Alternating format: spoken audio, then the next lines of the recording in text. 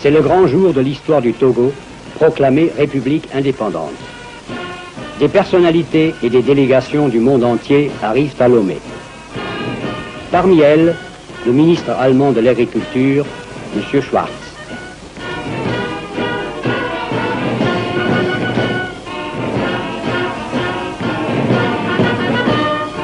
Le ministre fédéral et son ambassadeur, M. von Turek, représentant la République fédérale, ont vite établi des contacts cordiaux avec les parlementaires togolais responsables de l'avenir politique du Togo.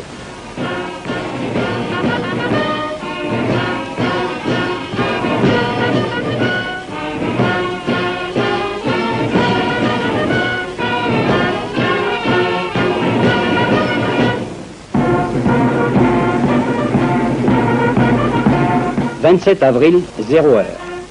Le drapeau du nouvel État est hissé au-dessus de la ville plongée dans la nuit. C'est à la fois l'apogée et la fin d'une étape importante d'une évolution politique qui, sans faire couler le sang ou les larmes, a mené un pays à l'indépendance.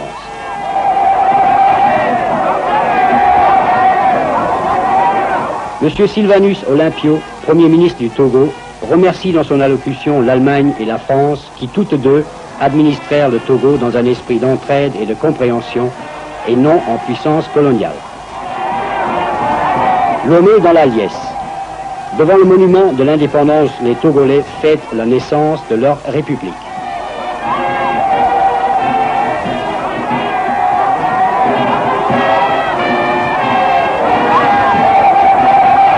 Le Premier ministre rayonnant salue ses hôtes et la foule délirante de ses joyeux concitoyens.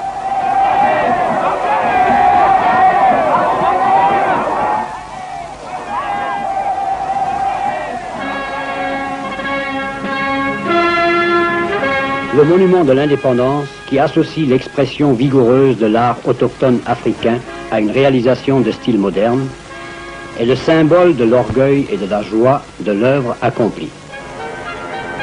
L'indépendance, l'autonomie d'un jeune État.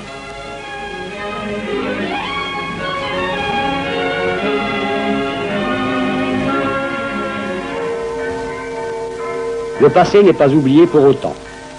Dans la paix du vieux cimetière allemand, on évoque le souvenir des hommes venus en colonisateurs et devenus des amis.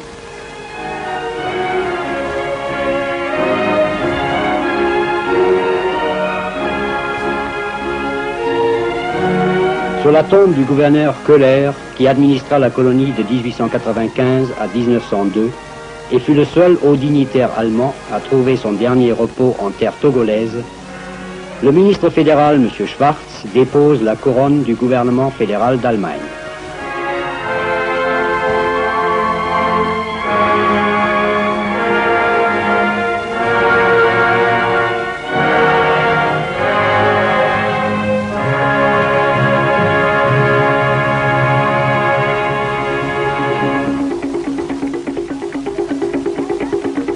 Les tombes sont entretenues avec soin et piété, ainsi que les petits mausolées des chefs et princes de tribus.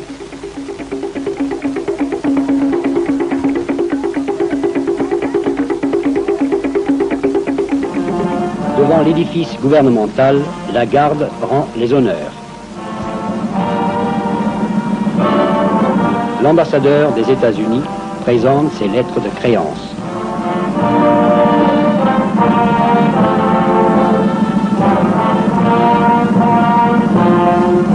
M. Alexandre von Turek, ambassadeur de la République fédérale d'Allemagne, accompagné du chef du protocole togolais, reçoit les honneurs de la garde.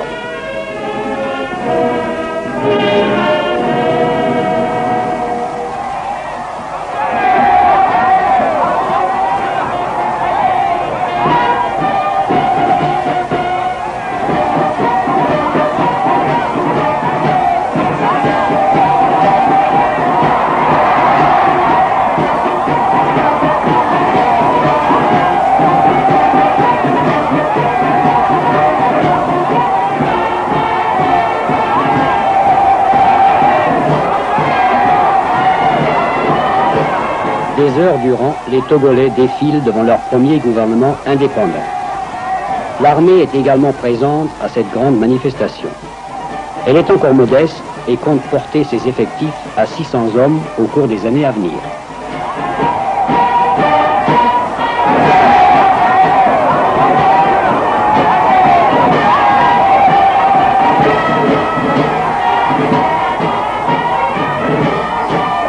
Rois et chefs de tribus regardent passer les brigades des travailleurs représentant les industries nouvelles du Togo.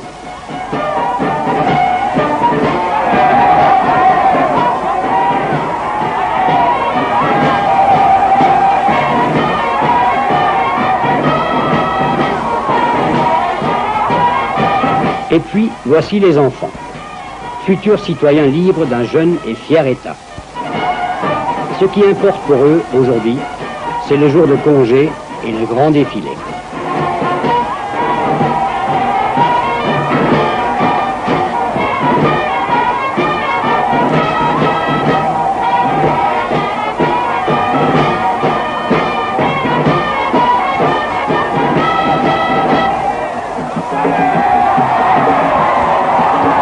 Après avoir parcouru les centaines de kilomètres qui séparent Lomé de leur province d'origine, parfois à la frontière du Dahomey, de la Haute-Volta ou du Ghana, les délégations des tribus arrivent avec toutes leurs pompes coutumières et rituelles qui émerveillent et même étonnent leurs compatriotes du Sud.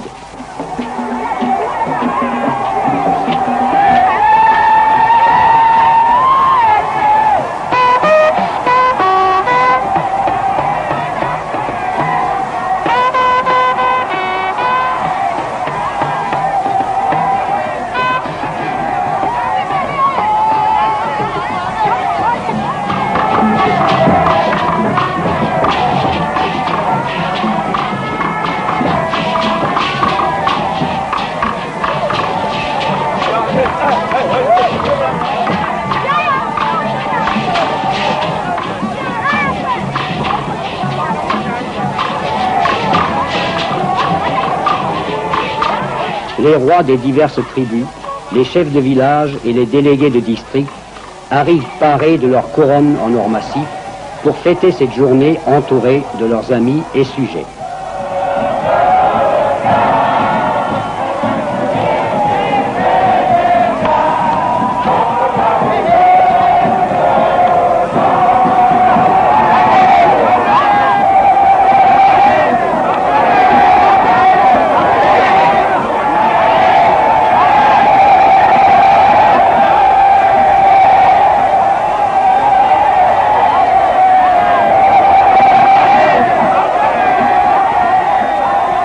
Musiciens, danseurs et jongleurs ont l'occasion de déployer tout leur talent.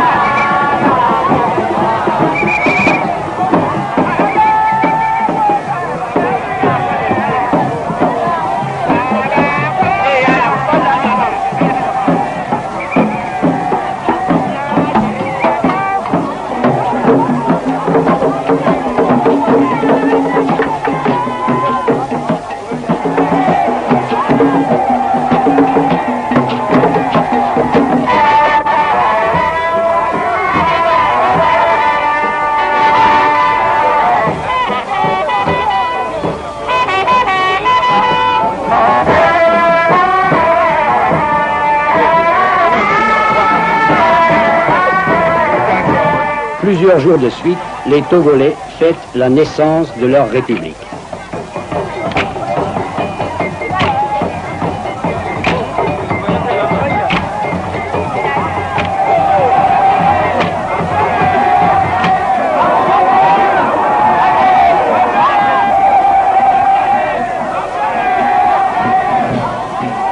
À une garden party, M. Sylvanus Olympio reçoit ses invités.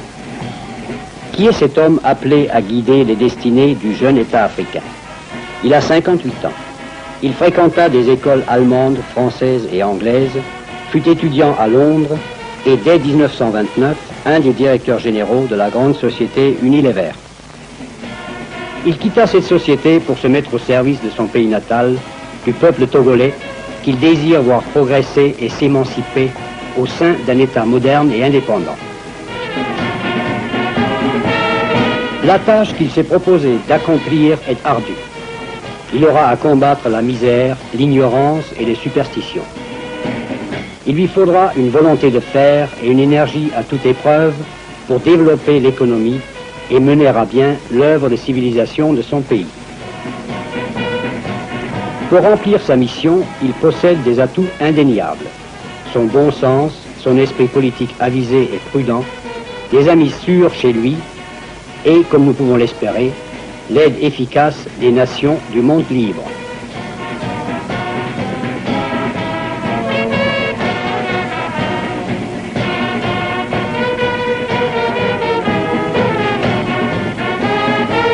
Mais aujourd'hui, les problèmes et les soucis n'ont pas été sortis des tiroirs du bureau ministériel. On jouit de l'hospitalité chaleureuse du Premier ministre.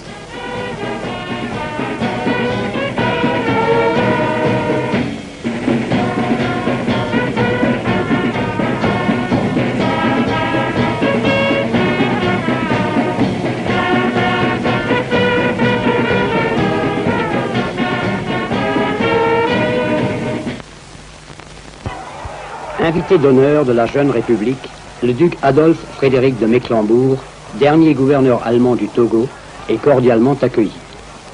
Messager des associations fédérales allemandes de football, il présente leurs vœux et cadeaux aux sportifs togolais.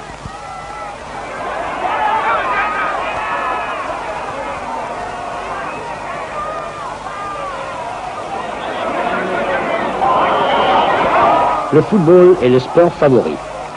Il existe environ 80 associations officiellement reconnues et le 11 national du Togo a déjà remporté de belles victoires. Ici, en jersey rouge, il affronte l'équipe du Ghana.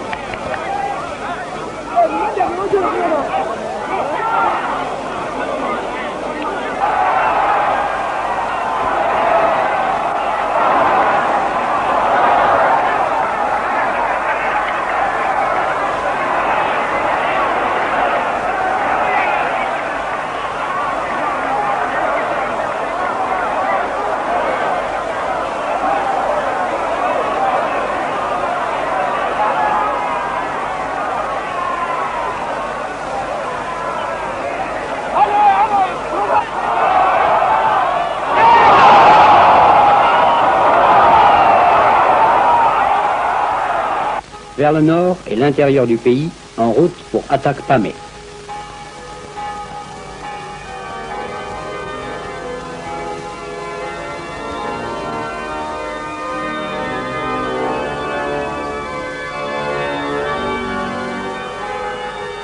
Dans la vieille église allemande, les catholiques viennent de célébrer une grand-messe en l'honneur de l'indépendance nationale.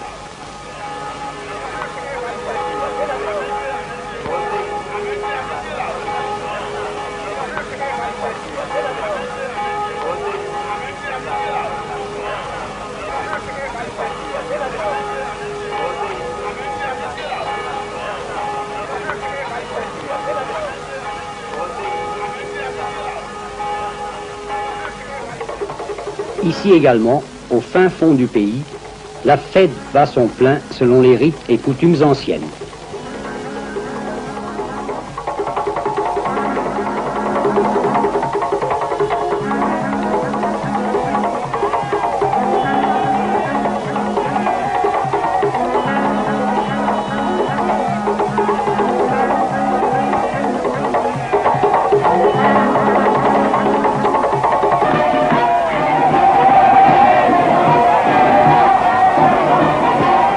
À Amlamé, les gendarmes se régalent de chachlik rôti à la broche.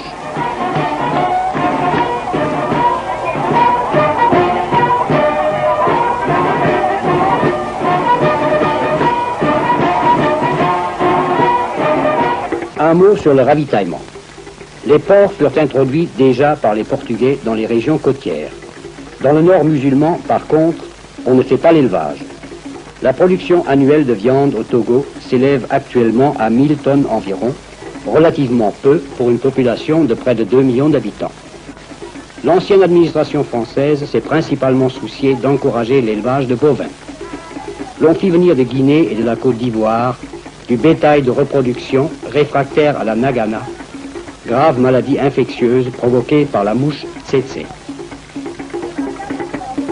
En nous dirigeant vers le nord, nous rencontrons au bord d'une rivière des femmes en train de laver des noix de coco pour en extraire l'huile.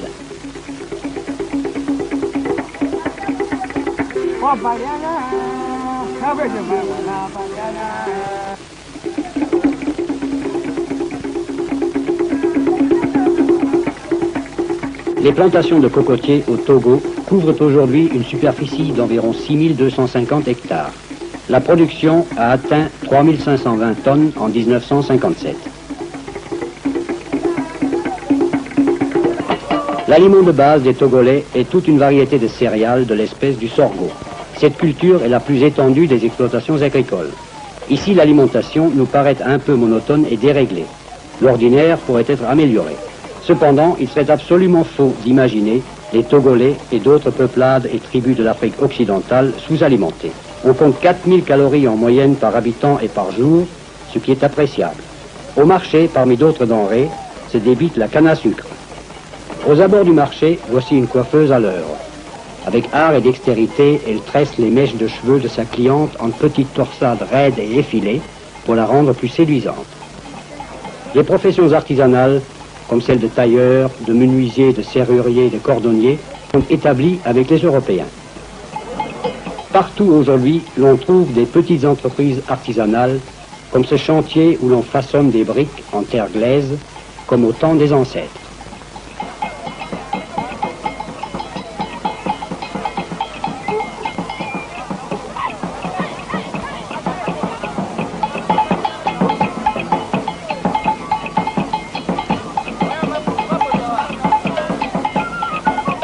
Il n'est pas rare de voir des femmes exécuter ces durs travaux.